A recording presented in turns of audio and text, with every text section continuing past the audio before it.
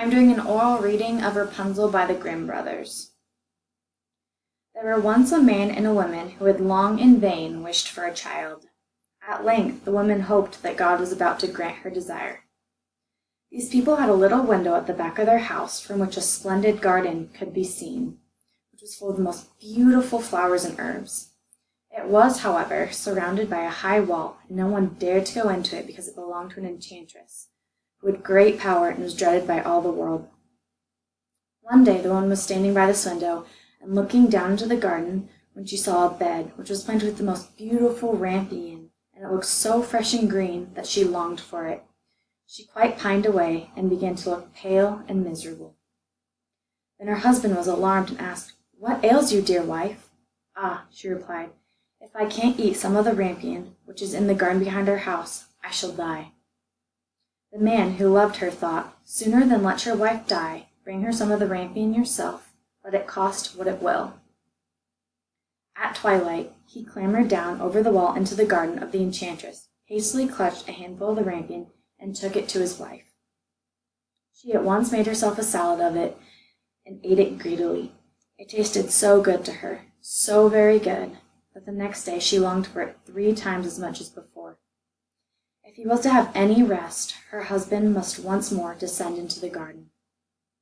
In the gloom of the evening, therefore, he let himself down again, and when he had clambered down the wall, he was terribly afraid, for he saw the enchantress standing before him. "How can you dare," she said with an angry look, "descend into my garden and steal my rampion like a thief? You shall suffer for it." "Ah," answered he, "let mercy take the place of justice. I only made up my mind to do it out of necessity. My wife saw a rampion from the window, and felt such a longing for it that she would have died if she had not got some of it to eat." Then the enchantress allowed her anger to be softened, and said to him, "If the case be as you say, I will allow you to take away with you as much rampion as you will. Only I make one condition. You must give me the child which your wife will bring into the world. It shall be well treated, and I will care for it like a mother." The man in his terror consented to everything, and when the woman was brought to bed, the enchantress appeared at once, gave the child the name Rapunzel, and took it away with her. Rapunzel grew into the most beautiful child under the sun. When she was 12 years old, the enchantress shut her into a tower which lay in a forest, and had neither stairs nor door, but quite at the top was a little window. When the enchantress wanted to go in, she placed herself beneath it and cried, "Rapunzel, Rapunzel, let your hair down to me." Rapunzel had magnificent long hair, fine as spun gold, and when she heard the voice of the enchantress, she unfastened her braided tresses, wound them round one of the hooks of the window above, and then let the hair fall 20 ells down, and the enchantress climbed up by it. After a year or 2, it came to pass that the king's son rode through the forest and passed by the tower. Then he heard a song, which was so charming that he stood still and listened. This was Rapunzel, who in her solitude passed her time in letting her sweet voice resound. The king's son wanted to climb up to her and looked for the door of the tower, but none was to be found. He rode home, but the singing had so deeply touched his heart that every day he went out into the forest and listened to it.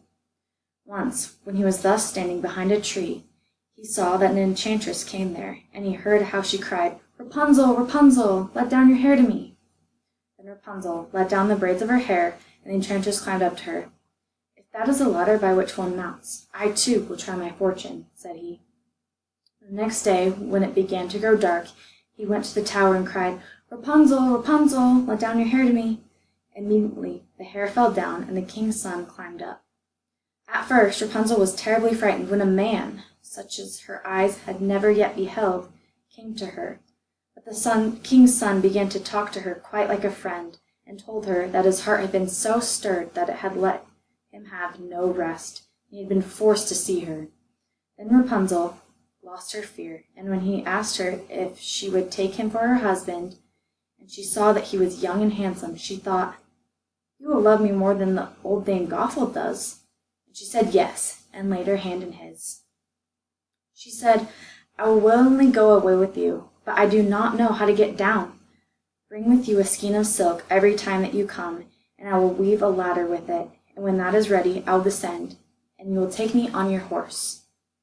They agreed, and and that until that time he should come to her every evening, for the old woman came by day. The enchantress remarked nothing of this, until once Rapunzel said to her, "Tell me, Dame Gothel, how it happens that you are so much heavier for me to draw up than the young king's son. He is with me in a moment." "Ah, you wicked child!" cried the enchantress. "What do I hear you say? I thought I had separated you from all the world, and yet you have deceived me." In her anger she clutched Rapunzel's beautiful tresses, wrapped them twice around her hand, seized a pair of scissors with the right, and snip, snap, they were cut off, and the lovely braids lay on the ground.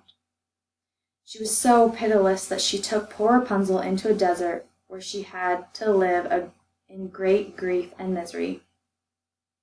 On the same day that she cast out Rapunzel, however, the enchantress fastened the braids of hair, which she had cut off, to the hook of the window, when the king's son came and cried, "Rapunzel, Rapunzel, let down your hair to me." She let the hair down. The king's son ascended, but instead of finding his dearest Rapunzel, he found the enchantress, who gazed at him with wicked and venomous looks. "Aha!" she cried.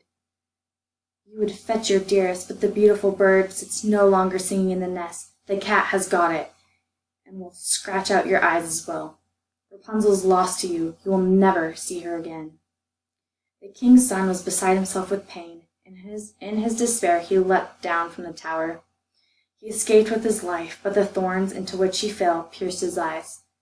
Then he wandered, quite blind, about the forest, ate nothing but roots and berries, and did naught but lament and weep over the loss of his dearest wife. Thus he roamed about in misery for some years, and at length came to the desert where Rapunzel, with the twins to which she had given birth, a boy and a girl, lived in wretchedness. He heard a voice, and it seemed so familiar to him that he went towards it, and when he approached, Rapunzel knew him and fell on his neck and wept. 2 of her tears wetted his eyes, and they grew clear again, and he could see with them as before. He led her to his kingdom, where he was joyfully received, and they lived for a long time afterwards, happy and content.